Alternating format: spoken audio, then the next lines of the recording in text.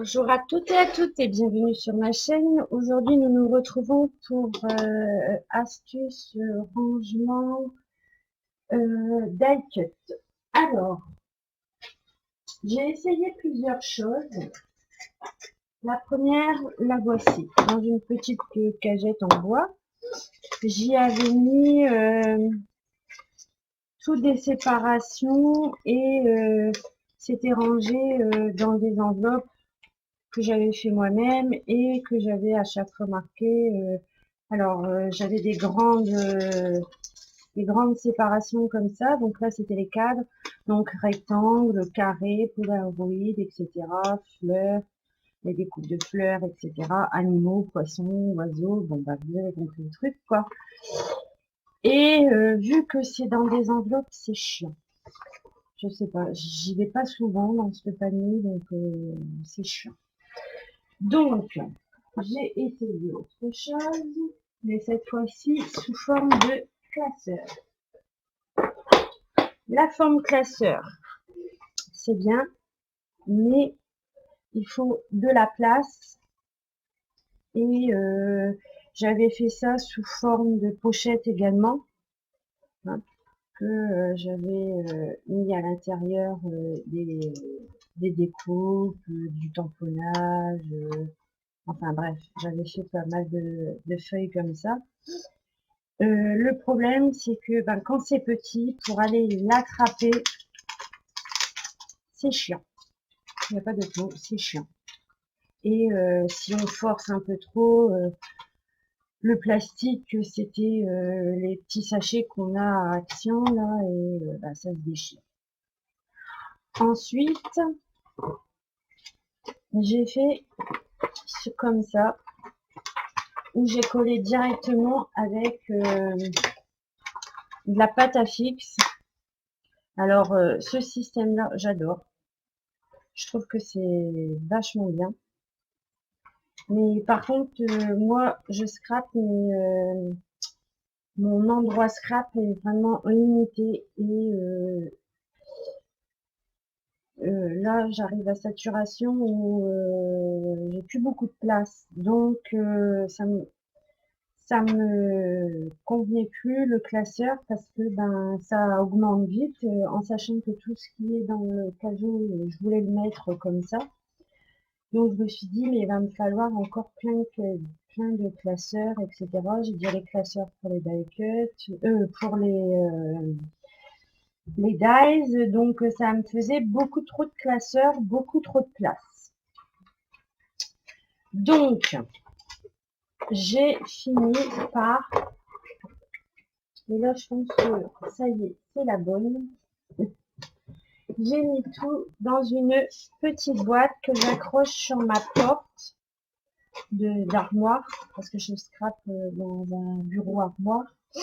Et, puis là c'est super quoi, parce que en un coup d'œil, on voit ce qu'il y a sur la planche. Et là, c'est top du top. Et en plus, comme ils sont à la vue, c'est génial. Et ça prend pas beaucoup de place quand on scrape une boîte comme ça sur le bureau, que le gros classeur à feuilleter, ça prend énormément de place. Et moi, quand je fais un projet scrap, j'aime bien. Sinon, il faut tout mettre par-dessus, par-dessus, par-dessus, et franchement, c'est la misère, quoi. Tandis que là, en plus, comme c'est sur du transparent, on peut vite voir si ça va sur notre projet, on peut, voilà, voir si ça va ou pas. Et je pense enfin avoir trouvé mon rangement pour tout ce qui est étiquette, die cut, les mots que je fais moi-même, les tamponnages, des étiquettes,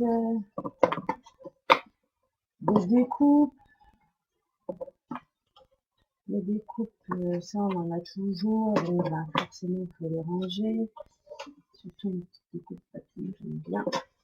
Voilà, là j'ai mis que des... J'avais fait un projet avec des silhouettes de chats et il m'en restait, donc bah hop, pas les perdre, je les ai mis comme ça. Puis j'essaye de pas trop séparer, j'essaye de mettre les animaux au même endroit. Je pense que je ferais peut-être, parce que je pense pas que ce soit nécessaire, peut-être des intercalaires, mais franchement, je ne vois pas les tamponnages que je fais, les tamponnages que je reçois. Enfin, bref, moi j'aime bien avoir de l'avance. Quand je sais que j'utilise assez souvent le tampon et que j'aime bien quoi, bien souvent j'en fais un paquet d'avance et pareil pour les découpes, etc. J'en fais souvent d'avance, donc moi ça, je pense que c'est ma solution préférée, parce que même pour, je vous dis, quand vous êtes en train de le faire et que vous dites, ah mince, il me manquerait bien quelque chose, on feuillette assez rapidement, vous voyez pas là, on feuillette, on prend la planche, on peut essayer, on la remet vite fait si ça va pas. Tandis que dans les enveloppes, dans les pochettes, etc., il faut toujours aller piocher, il faut en remettre tout de suite, ou sinon ben, on entasse. Moi j'avais mis une pochette à ranger, parce que bien souvent je mettais tout dans la pochette à ranger et je rangeais rien après, donc voilà. Donc bah, pour faire ça super méga simple, c'est juste une boîte de céréales que on coupe comme ça au format désiré. Donc moi j'ai deux trous pour pouvoir aller la réaccrocher si elle m'embête sur le bureau, hop, je la réaccroche sur ma porte. Et mes feuillets plastiques, c'est ni plus ni moins que les... J'ai mis ça. Où est-ce que j'ai mis ça les pochettes pour plastifier. En fait, je passe la feuille vierge dans ma plastifieuse et comme ça la raidit, et ben c'est impeccable. J'ai plus qu'à coller mes découpes avec un avec un avec de la pâte à fixe. Alors moi je prends pas la marque pâte à fixe, hein, je prends la pâte à fixe que je trouve chez Action. Ah, j'avais déjà montré, je crois, dans le haul. C'est un haul. Je prends celle-là et c'est 75 centimes. Et je vous dis, avec un paquet, on en fait quoi. Il m'en reste encore là, donc je vais pouvoir continuer à faire quelques feuilles,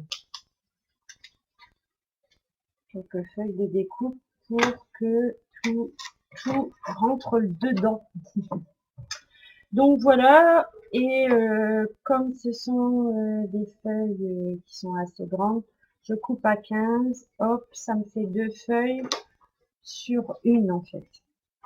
Vu que moi mon rangement il mesure à peu près 24,5 sur 9, 9 on peut passer.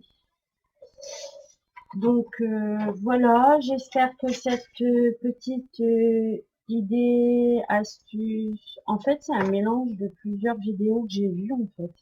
C'est Cœur de Bœuf, je crois, qui mettait sur des transparents, il me semble, et qui mettait dans une boîte. Donc là en fait c'est à peu près la même chose. J'ai essayé tous les moyens, je pense, et franchement, celui-là, il est tout. Je pense que j'ai trouvé enfin mon rangement d'accueil, découpe, tamponnage. Donc voilà pour cette petite vidéo. J'espère qu'elle vous aura plu et qu'elle vous sera utile. Je vous dis à bientôt pour une prochaine vidéo. Bye bye!